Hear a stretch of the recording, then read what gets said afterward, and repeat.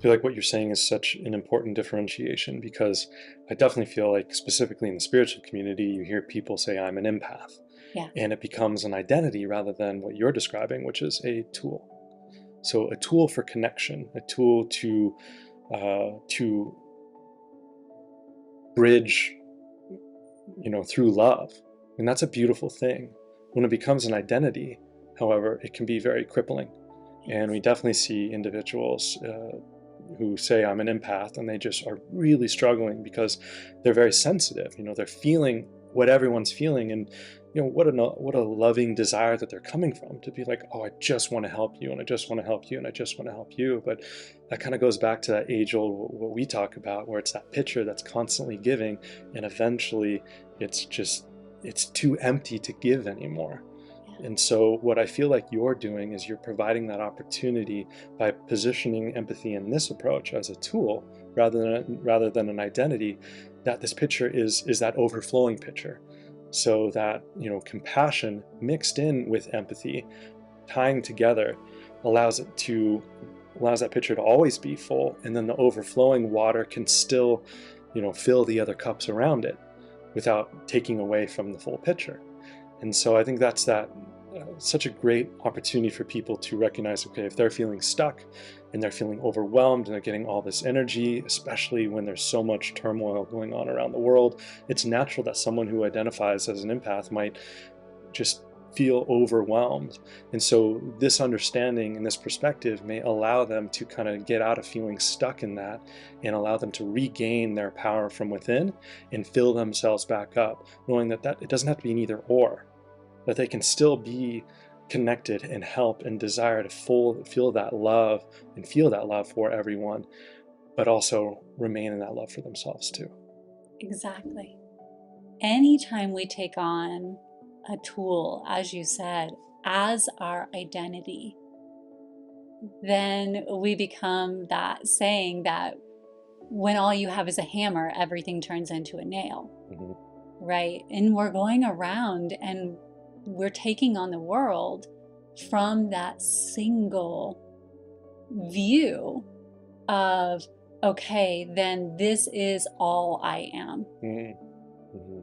And we are all everything, right? Yes. We are a culmination of every one of our thoughts, our feelings, our experiences. We are a diamond, to say the least, and so much more than even that. And so singularly identifying with any of these tools limits our toolbox. And when we talk about being a heart leader, part of the reason we have the toolbox is because these are all like tools that we have access to based on the fact that we are energy that consistently pulses and moves and realigns and rediscovers and expands our awareness and our consciousness and elevates our frequency, and sometimes reduces that. And so we're always ebbing and flowing and moving, and just like a stream, right? So it's important that we don't tether ourselves to a single identity, like you said, and we're willing to move around. Agreed. I love that view of it. And so when we can take that tool of empathy and understand that I don't have to step into a room of people and take on all of that energy and transmute it by taking it into myself. Instead, I can identify it through empathy, then hold my own space while they choose to transmute it if they desire. Because in all honesty, they may have that energy for a purpose on their path. And if I walk in there so centered in my belief that it is my job, my job, to transmute this for them, then how ego aligned am I to think it is mine to do that for them? Love that you brought that up.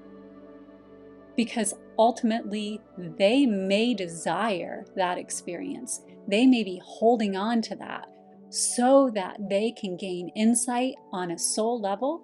Mm-hmm. And it is not for me to make that choice for them.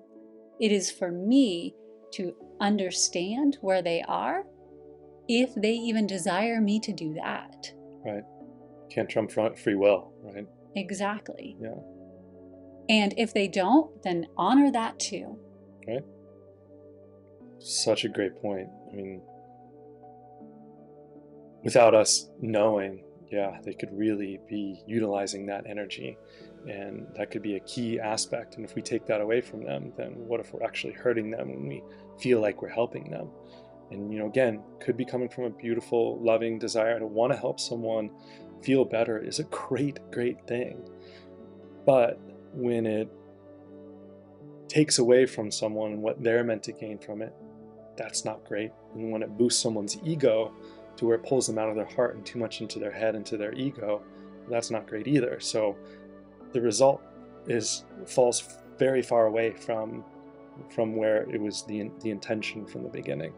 And so that's where the mindfulness and the heartfulness needs to come in, to be aware of that. And so, if someone is listening and is very empathic in their approach, maybe that's just the way to say it. It's not, I am an empath, because, it's like, hey, I feel, I have a lot of empathy for those around me. I feel very empathetic, or I have an empathetic approach to connecting with people. It's great. Yeah. It's amazing. There's a lot of people out here who don't care at all about a lot of people. So, Yeah, we need such a more empathy. gift. It's not a lack in any way, shape, or form. But sometimes, in order to stay aligned and not let it become our identity, or not let it fuel our ego, that's where following what you're saying, I feel, is so beautiful, where we can, again, honor where we individually are. And hey, we can always ask. Maybe someone desires help. We don't know. And so if you feel called, or there is an intention to connect with that individual and see what they're going through, as you always say, seek first to understand. And then if they ask, like, hey, can, I appreciate you seeing where I'm at and seeing me and feeling where I'm at, can you help? Great. If that's what they're seeking, then maybe you may be the exact individual to help them on their journey. But I love what you're saying. When we part of being unconditionally loving is honoring people where they are, even if it hurts to see them there, because they need to have the journey that they need to have, and we just don't know. We can't know. And so sometimes the best thing when we're connecting with people is to let them be. Yeah.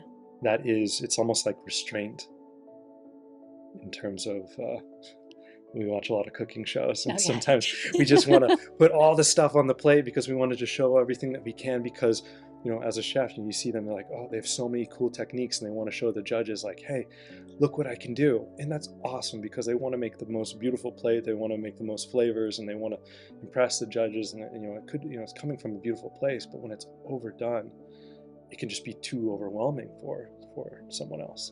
And so it's that opportunity when a chef shows restraint, it's almost appreciated more, because it's like, okay, I'm just getting a little piece, and it makes it as the one eating the food, they desire more later. And so I feel like that could be a really good opportunity. Sometimes the most loving thing we can do when we feel empathetic towards someone else is to hold space, or approach it from some restraint, and allow it to unfold.